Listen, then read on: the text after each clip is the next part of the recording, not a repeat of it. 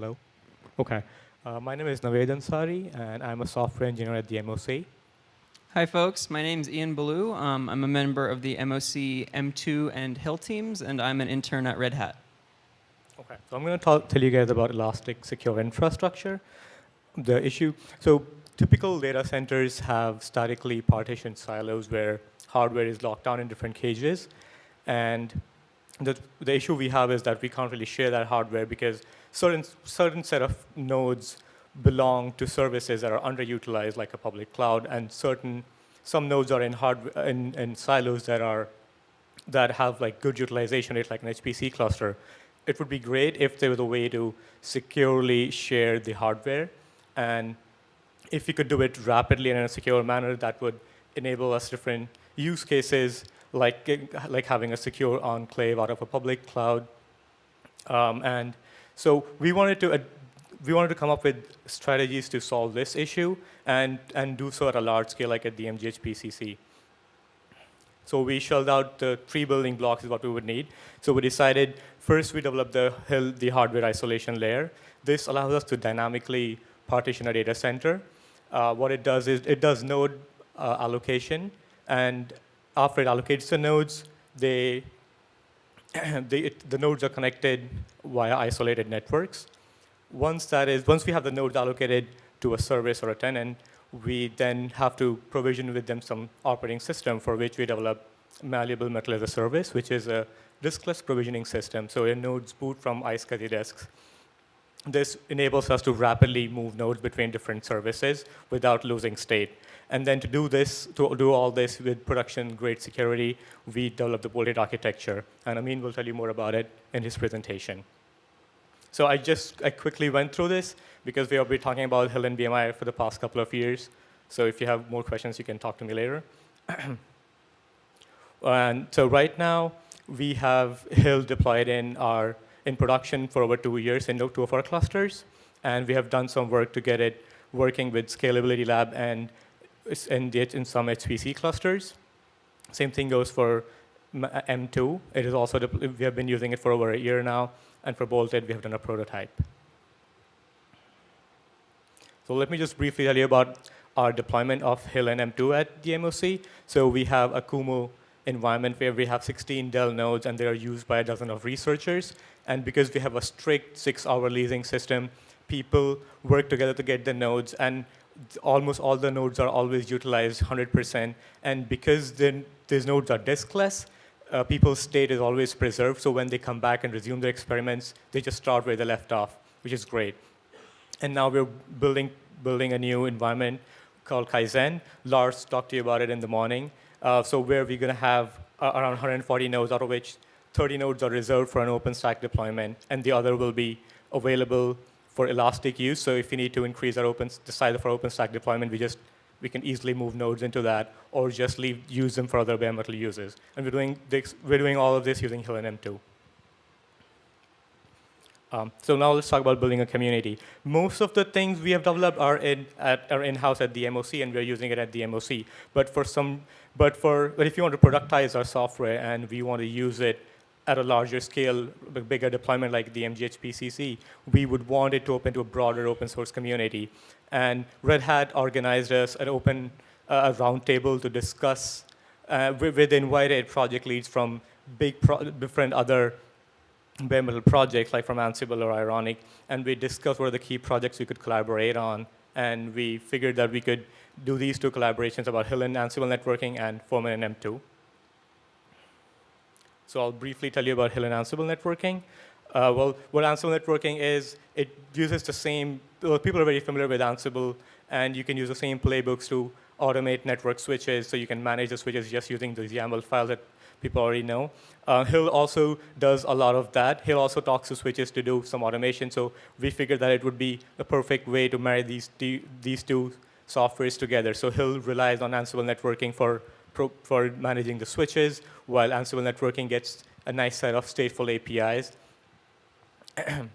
Yeah.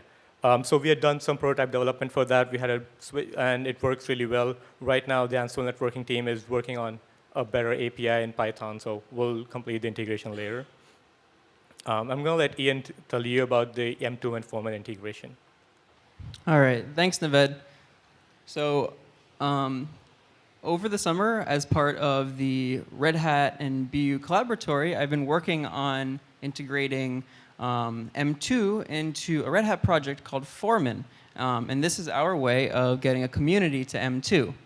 Now, firstly, so what is Foreman? So Foreman is a service for managing both bare metal and virtual servers.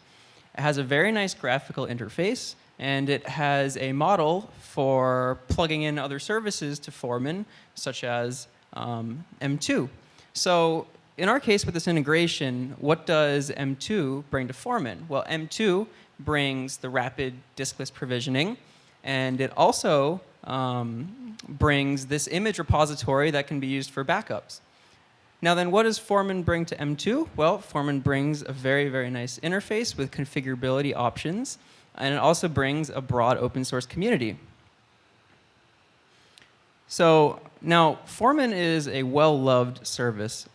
There are plenty of companies that are said by the Foreman community to be using Foreman, but now, who else uses Foreman? Red Hat has a product called Satellite, which is used by companies to deploy Red Hat Linux. And anyone who uses Satellite is essentially using the core of Foreman. So there are many, many, many users of it, and you can see just a small subset of the companies that are using it. Now, just to give a little bit of information about the integration, this is a chart that shows the architecture of Foreman. And if you're interested in learning more, I can show you later over by my e-board. So there are 2 points that I've added. In the top left, you see M2 goes in this block that says a smart proxy. What that does is it allows Foreman to actually talk with M2. And then you see in the bottom right corner, there's M2 alongside with OpenStack, VMware, etc. That means that users in Foreman can now go to an M2 as what's called a compute resource to actually directly provision their bare metal servers right through this nice graphical interface. So then how does the actual workflow work of using my plugin with Foreman? So for example, a user will send their hardware information over to Foreman, like the networking, what operating system they want to use, etc. And then Foreman will send a bootable image name down to M2. M2 will take in that image name, it'll clone the create disk, the correct disk, and then it will expose it as a target that you can boot off of. And then that gets sent back to Foreman. And then what Foreman does is it takes that target name, it puts it in a boot configuration file, and then when you boot up your bare metal, as long as it's on the correct network, it will boot directly off of M2. So that's the basic workflow here. And there's also work we've been doing here to make it work in multi-tenant environments where users will have their own Foreman instance and be able to share this hardware among tenants. So with that said, there's a few concluding remarks that I want to reiterate. So firstly, these projects that Naved mentioned, Hill, M2, Bolted, these projects are no longer necessarily just small research projects. These projects are really getting massive use. They're going to be integrated in data centers at scale. So they're going to be seeing a lot more use. And then also, secondly, the open source community is really starting to listen. For example, for Hill, the Ansible networking team is starting to change their code so that it can actually fit what Hill needs. And on the M2 side of it, the Foreman community, they're very excited to try out the Foreman code that I've created. And also, they're hosting these M2 Foreman plugins as RPMs that are available to anyone, for anyone to download. So if you'd like to hear more information about this, please stop by the poster and I can show more of this actually working. But major takeaway here, these projects are really coming together and they're going to be seeing many more users in the future. Thank you.